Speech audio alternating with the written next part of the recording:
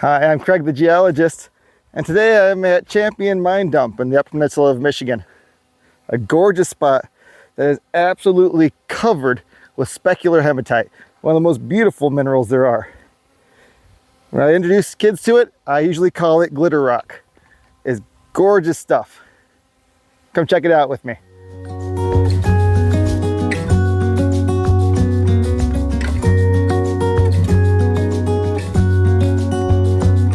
The Champion tailings pile is located in Champion, Michigan. That's between Marquette and Houghton. And that's an important distinction because the UP has two Champion mines, two very different locations, two very different kinds of rock. Now I won't give you the directions of this location because it's a little bit complicated, but if you just type Champion's tailings pile or Champion mine dump into Google Maps, it'll give you directions right to where we're parked here.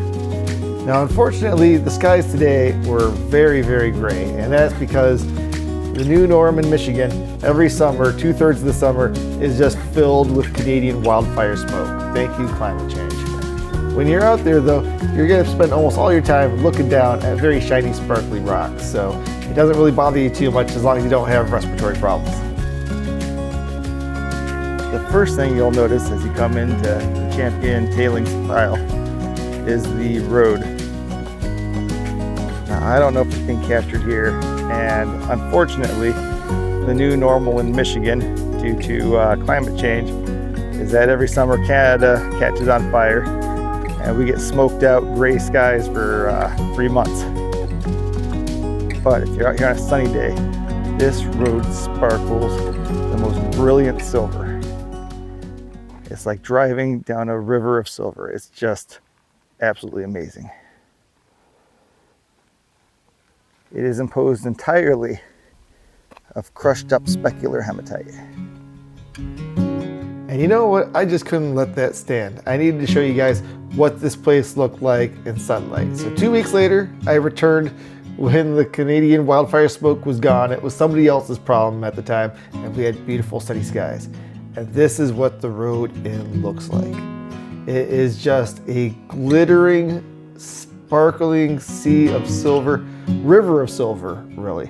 This is the kind of thing, you know, when the Bible paints imagery of, you know, roads paved with gold. Why? This is a road paved with beautiful, sparkling silver. Not true silver, of course, specular hematite, but your eyes can't see the difference. It is just beautiful. I gotta say, this little tiny path might be Michigan, if not North America's most beautiful road, literally just the beautiful roadway.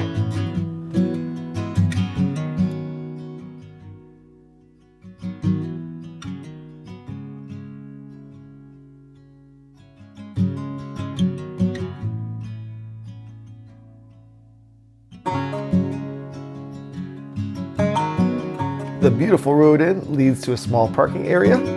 From there, it's just a couple of feet really to the mine dump. In fact, the parking area is actually on top of the mine dump. You might not notice it, but it's just a graded flat surface of mine dump that you're parked on top of. And then the rough stuff is just a 30-second walk away. As you can see, they built this mine dump by heaving the rocks off the edge of a very steep hill, if not a cliff, and just extending that hill or cliff outward with the mine dump.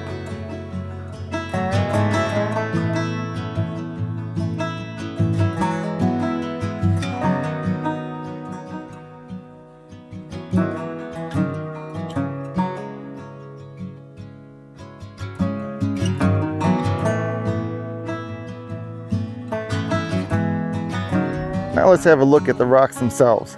I'm out here with some friends and some family of friends, and so let's see what some of them have found. Let's see what we can find. As we enter the actual tailings pile, got a little bit of a hill made of crushed specular hematite along with lots of rocks. We got some gneiss. Some of this would be the overburden for the mine itself.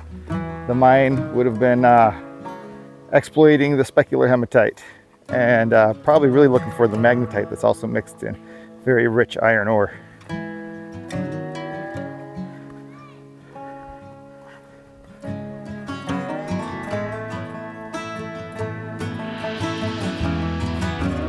We got my family over here. You guys found anything interesting?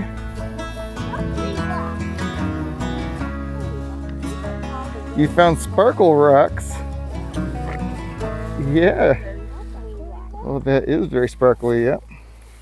Put it in a bag. Well, I'll put it back in the bag. So I'm showing all the people on the internet your cool rock you found, Sophie. All right, is that it? Okay. All right.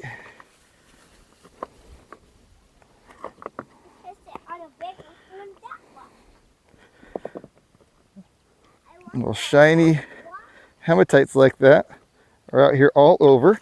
Some are shinier than others, so it becomes a personal goal to come out here and try to find the shiniest ones you can. In a world of sparkles, your goal is to find the sparkliest rocks you can find.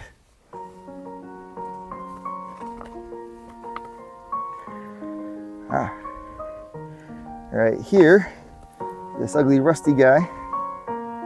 There may not be a whole lot to this, but I wouldn't say it's worth bringing home. But you do see some pyrite crystals scattered around in there. Maybe some magnetite there.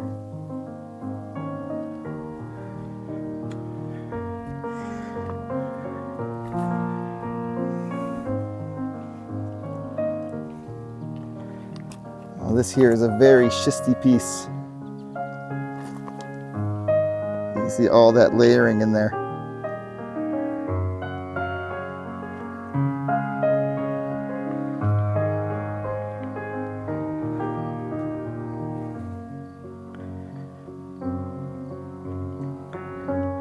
There are garnets in a lot of these rocks. Not beautiful garnets, but garnets nonetheless.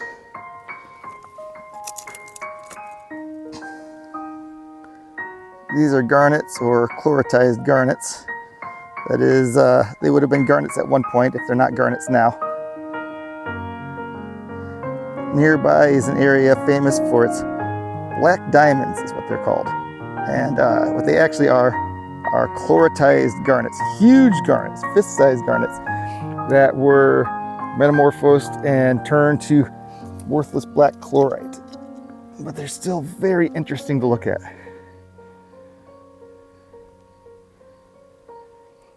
And you'll notice a very common schisty texture in these specular hematites.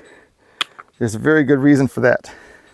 So what are specular hematites? I mean, I'm not doing my job as a geologist if I don't tell you what they actually are and how they form. Well, hopefully you saw the recent video I did about Jasper Knob and the banded iron formations out in this area.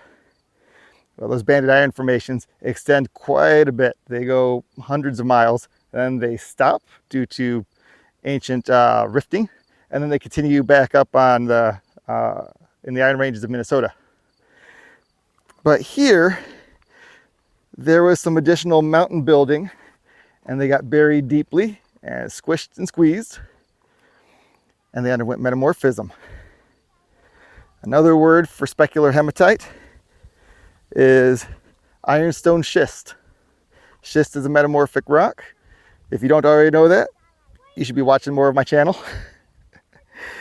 And yeah, when a banded iron formation undergoes metamorphism, you get layered ironstone, an ironstone schist. So I knew a guy who got in a big argument at a rock club. He said, "This is specular hematite." The other guy said, "This is an ironstone schist." And specular hematite. It's an ironstone schist. Look, I know what a specular hematite is. That's specular hematite. The guy's like, "I have 40 years of geology experience. I know what an ironstone schist is. That's an ironstone schist." And they were both saying the exact same thing. So yeah, a metamorphosed ironstone. It's basically, you get micas. They're biotites and muscovites that are just super fortified with iron, and the hematite gets laid flat with them. And I think some folks out here with me have already found a few pieces that are just gorgeous showing that. I hope they're still carrying them with them. All right, Joey, I need your muscles over here because I saw something underneath that rock. Can you lift that rock up for me? Oh, I see something. Come on. Oh, wait. Oh, I found it. What did you find? It is something. Will, can you help us? Lift up this rock. We need You know what? more Just power. tilt it over. I saw Joey lift it most of the way up. Oh, wait. Now we gotta lift it up like this. Well, don't get your fingers under it. All right, don't worry about it, guys. There's plenty of other rocks out here. What do you see under it? Oh, there's just a very shiny one underneath it.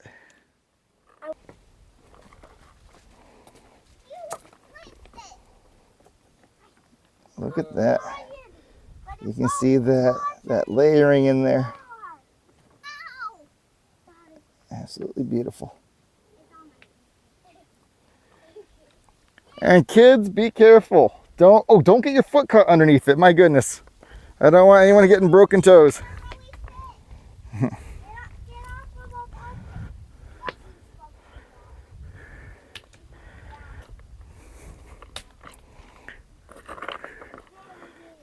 Here's a couple of real sparkly ones. Here we go. What is under that rock?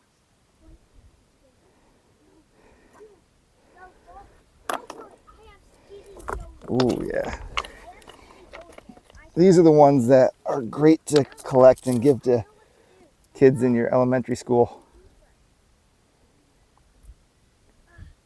What's awesome about them, and also super annoying, is that, I don't know if you can see my fingers here, but it comes off as glitter. It gets glitter everywhere. So make sure that if you're collecting these, you're placing them into plastic shopping bags. Fun fact about these glitter rocks. My first time coming out to this site, well, that was 25 years ago. 26 years ago, maybe. Whew. Well, I came out here and I was amazed by these rocks. And I just had my backpack that I used for class. I was a college freshman at Michigan Tech. And so I got excited about it and I loaded my backpack up with those glitter rocks. Well, that glitter got absolutely everywhere in that bag. And after I got back to my dorm, I tried emptying it out. Still glitter everywhere. Brushing it out, shaking it out, nothing. Took it into the showers, washed it out, nothing. I must have washed that bag 7 or 8 times. Still had glitter in it. And for the next 4 years, every assignment I turned in looked like it was turned in by an 11-year-old girl dusting everything with glitter. I have to imagine I had a nickname like Sparkles among the professors or something, because I swear every assignment, every notebook, everything had silver sparkles on it, thanks to the specular hematite that was now a permanent part of my bag. The glitter queen struck again. Never hire. Craig McLaren. So here's what you're typically finding out there by the bucket load. This is that beautiful, shiny specular hematite. I think in a lot of this video, the shininess wasn't really coming through because it was such a gray, cloudy day, but it really catches the light. Here are a couple more pieces. It's beautiful stuff. However, take a look at my fingers already.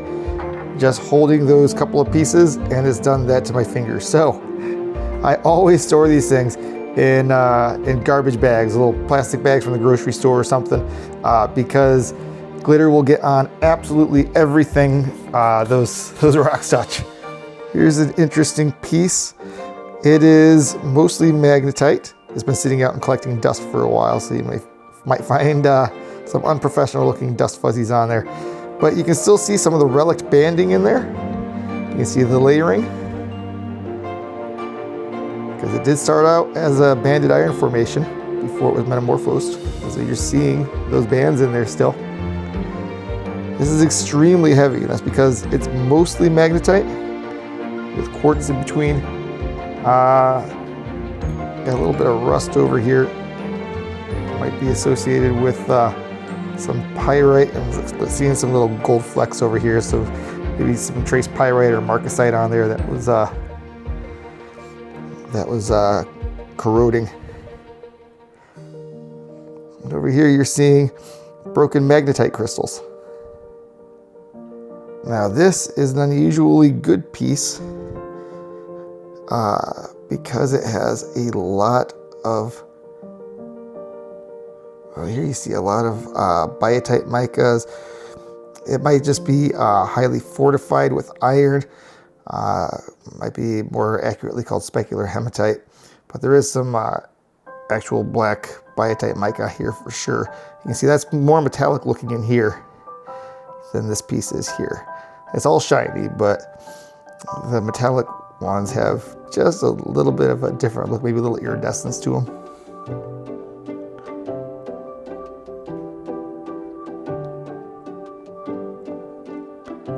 Very micaceous piece here. Lots of different types of mica. Lots of muscovite in here. That's a lot of the white stuff. Silvery stuff is going towards specular hematite. Large amount of quartz right there. See that? Now it is very difficult to find good pieces of tourmaline out there, but you can find black tourmaline. Forget about finding colorful tourmaline varieties. If you're looking for gem quality tourmaline, you're not going to find it in Michigan. But schorl here, the black tourmaline, it can be found out there. Now, someone found a much larger rock than this, loaded with tourmaline before I ever got there, and decided to go at it with a giant sledgehammer and just smash it to smithereens. So I picked up some of the larger pieces that had survived the smashing, and this is what I left with here. Isn't that beautiful? There's a larger piece here from the same section. You can see the tourmaline running all throughout this.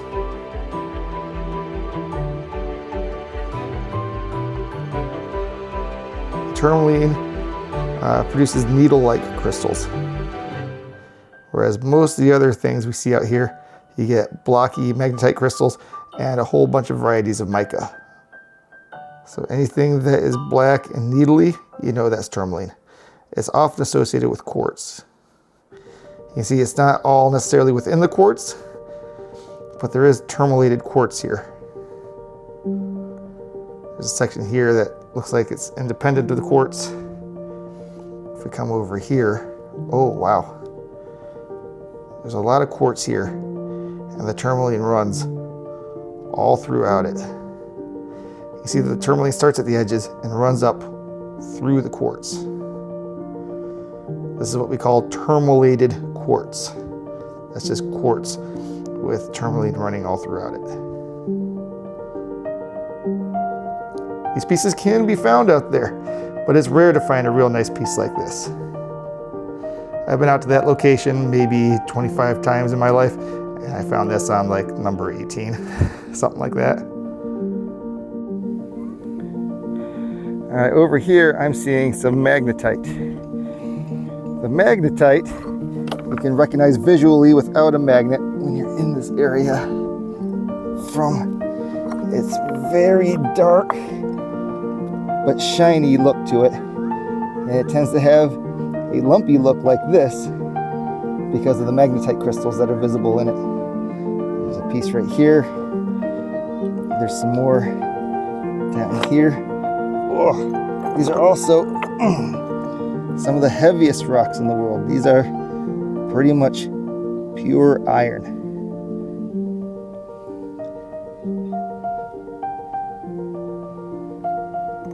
It's worth noting that one tool I didn't bring out with me this day was a magnet. Some people bring a magnet on a string. This is just a whole big bunch of rare earth magnets that I keep in a big stack like this. Stacking them doesn't really do anything. It's just the way I store them. Hematite will not attract a magnet. And to prove that, I've got this beautiful piece of banded iron formation here. Here's another piece of banded iron formation. Now, iron is magnetic, right? Well, hematite is not. This might be very weakly magnetic. It's a tiny bit of a pull, but it's not really doing anything. Here we go, got a little pull on that one. These are super powerful magnets. You stick it to the refrigerator and you gotta battle and use a spatula to get it off. And this is just not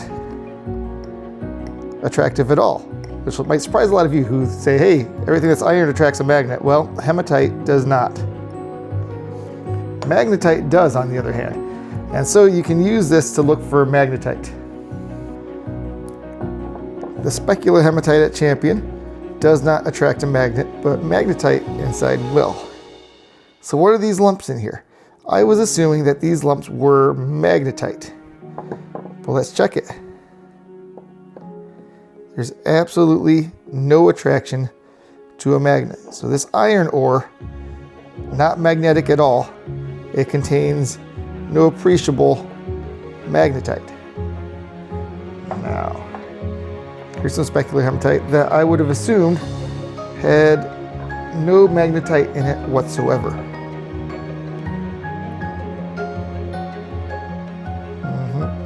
A little bit, not a lot, but you can see there, definitely attracted. How about this guy? Oh, this guy's got a lot of magnetite in it. In fact, I'm picking it right up off of the tabletop. So you can't see the magnetite in it, but those lumps in there, that's definitely magnetite. Yep, I'll just remove that. This guy is lumpy. I assumed he was full of little garnets. Nope, he's full of magnetite also. Can't quite pick him up. I guess he's a little bit too big for that. But a lot of magnetite in that. And how about this guy? This guy is heavy, heavy, heavy. So that tells me it's got to be magnetite in there. Let's find out. Yep, that is definitely magnetite.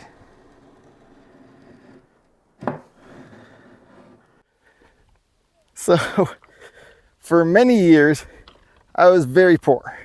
Now, I'm still poor, but I was much poorer than I am now. I was so poor I couldn't afford any weights or a gym membership.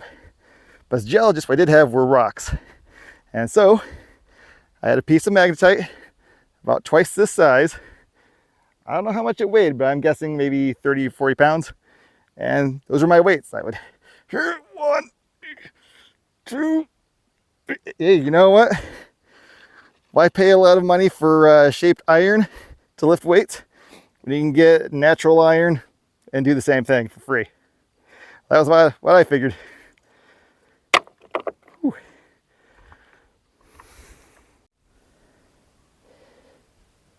Here's a rock that has a lot of muscovite scattered across it.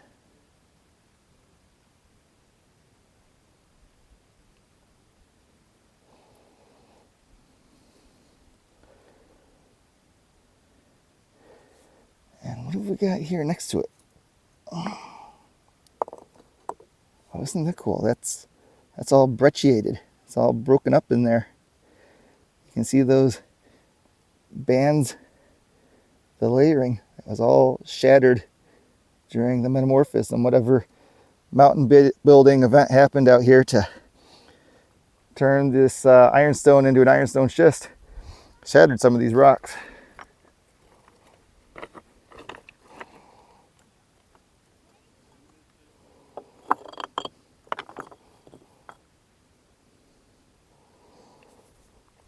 Just a moment ago we were looking at muscovite, but here we've got biotite crystals. And they're very silvery looking muscovite crystals.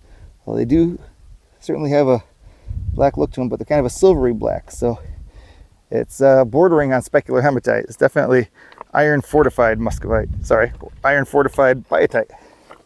And what's this guy here?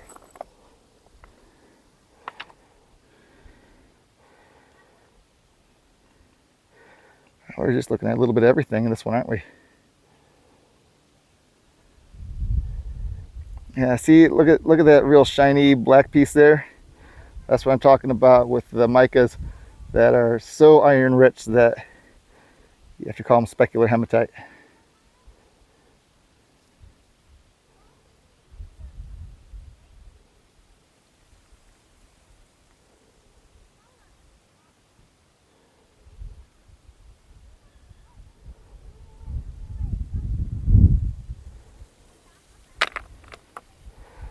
Oh, and underneath it, that super silvery specular hematite.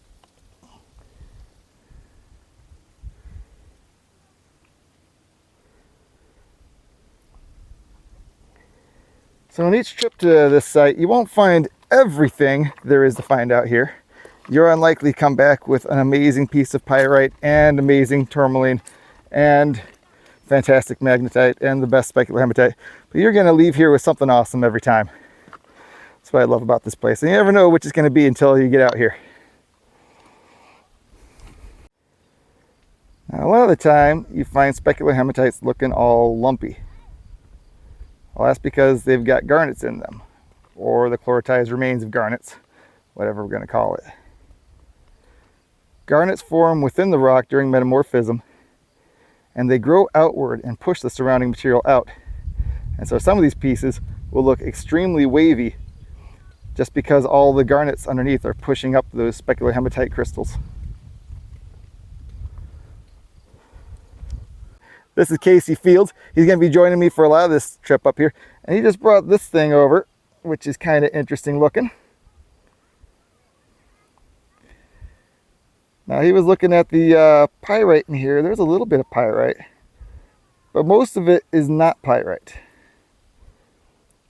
You see all that fool's gold in there. And you might be thinking, well, yeah, fool's gold, that's pyrite. Well, this is a pseudomorph of pyrite. It is marcasite, which has the exact same chemical formula as pyrite, but a different structure, and it doesn't form nice crystals. It just forms kind of ugly, slightly more grayish masses of golden mineral. And so this is a huge piece of marcasite. A very nice find.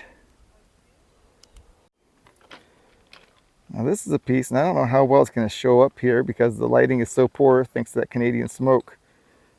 But this is awfully greenish, and at first I thought, biologics on there.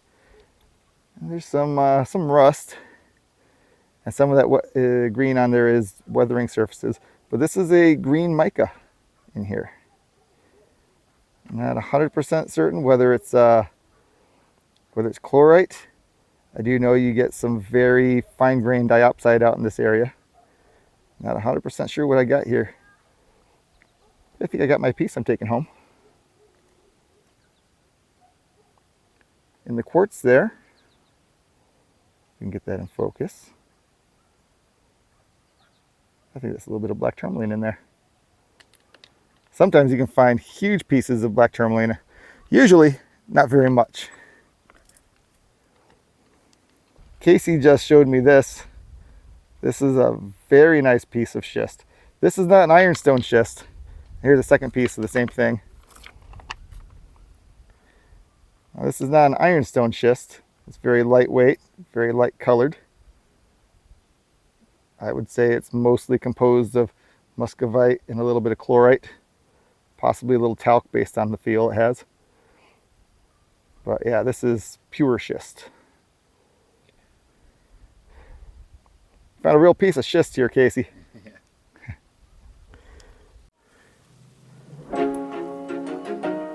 Does anyone want to show off any of their best finds on camera or ask any questions on camera about them? You don't have any best finds. That sounds tragic.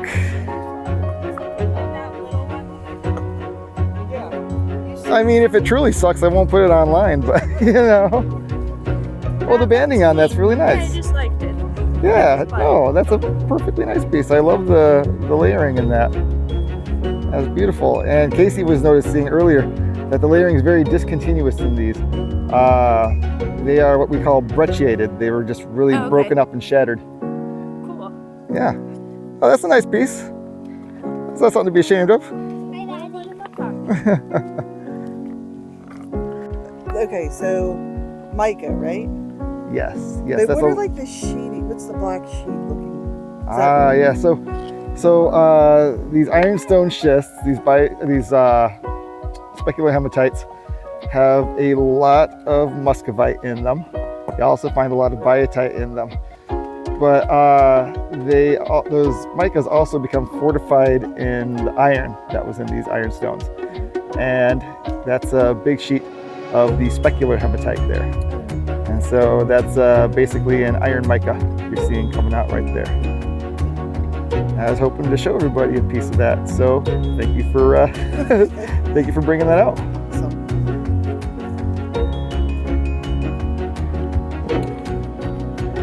What we got here? Oh wow, that's just a whole lot of shiny muscovite mica.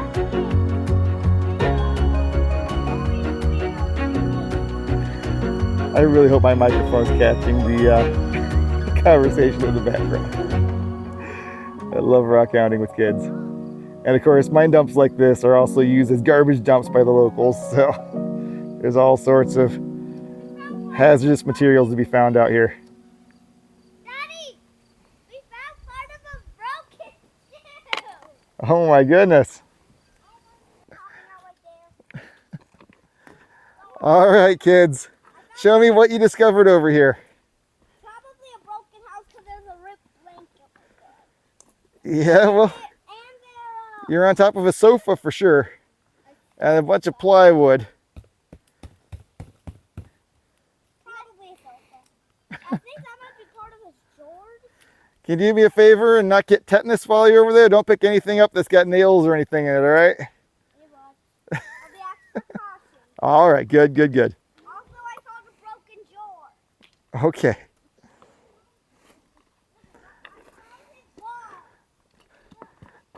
All right, what have you got over here, Jess?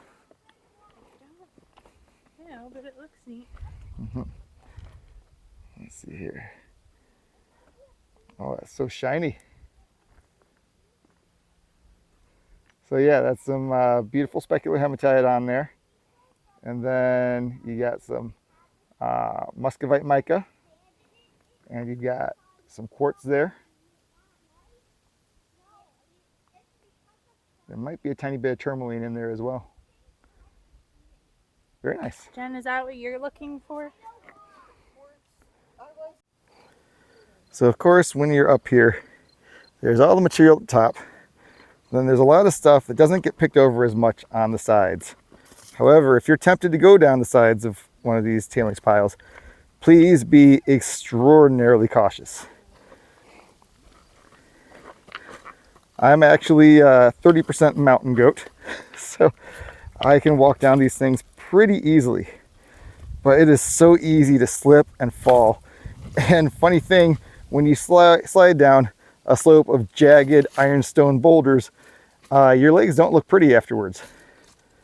So please always exercise extreme caution. Long pants are a good idea. Shin pads, knee pads, those are a good idea. And if you're uncertain at all about your footing, just stay off the slopes. Oh, goodness. Is that a bird over here just resting?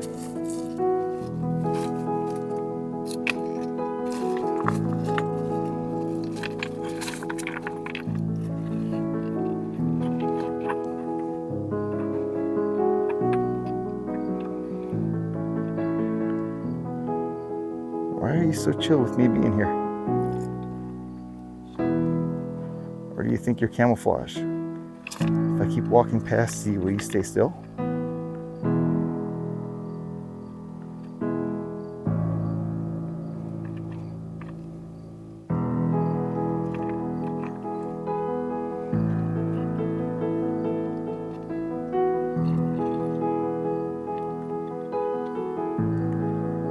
You are gorgeous.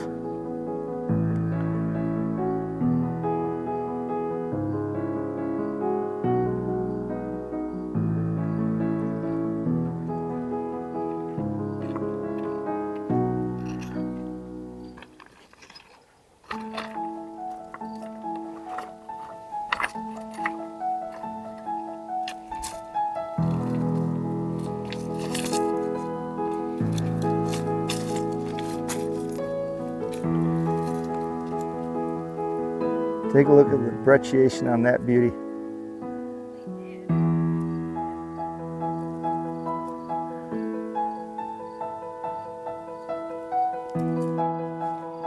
All right, Jen here, she was looking for tourmaline. Hi. And what did she find? Nice black crystals of schorl. That's the black tourmaline running all throughout that. Usually you find that associated with quartz, but this is in a bunch of muscovite mica. Very nice find. Those are big pieces too. Yeah. A lot of what you find out here is a lot smaller. So great find.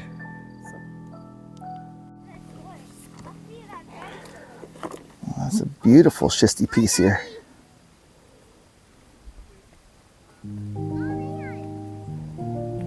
Look at that schistose layering there.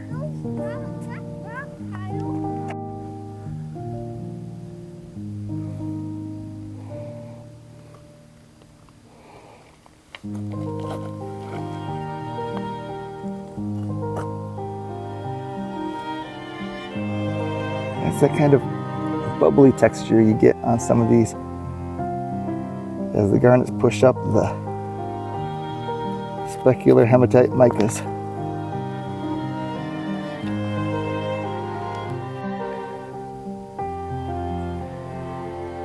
Look at this nice schist.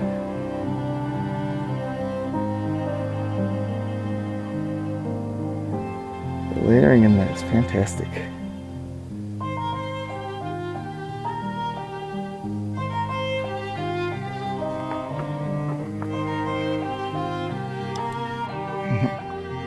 All right, here's a piece that Jen found, or perhaps it was Casey. If the lighting was better, you would see, in addition to the green, all sorts of red garnet running through that. It's a beautiful piece, absolutely loaded with red garnet, and the green is probably chlorite mica.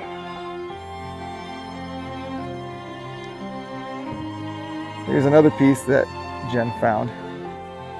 You see the brecciated layers in there, but take a look at how the layering changes there from this kind of gneissic look at the top down into the ironstone schist here, that specular hematite, and then their gneissic look, and then boom. Look at that patterning on that. As a geologist, I find that cool. I hope the rest of you guys find that cool as well. If you do make your way out here to the Champion Mine Dump, it's fairly easy to find. I'm not going to give you directions. It's a little bit too complicated for me to just read them off to you, but Google Maps will get you here. It is, to my knowledge, a publicly accessible site. I've been coming here for 25 years, originally as part of the Geology Club at Michigan Tech. Later, taking groups out here myself. It is something you don't need a specialized vehicle to get. You don't need a super lifted truck with four-wheel drive. Any small car can get out here, although the higher your car is, the better. It's a gorgeous place with a lot to offer. If you're in the Upper Peninsula of Michigan, you should seriously consider coming out here. I stumbled over my words because I was bit by a deer fly while I do that. Bring some DEET. Thank you for joining me out here. Hope you'll join me next time. Until then, good luck, happy hunting.